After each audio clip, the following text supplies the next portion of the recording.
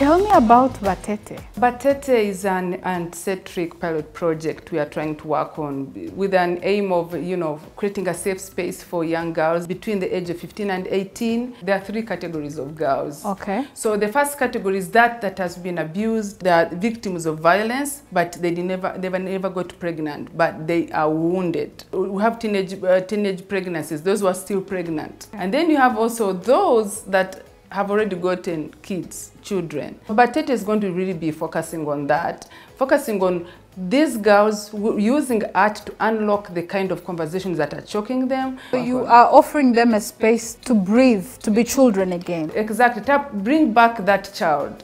Because once that child walks out of a child, they become adults. They have adult emotions.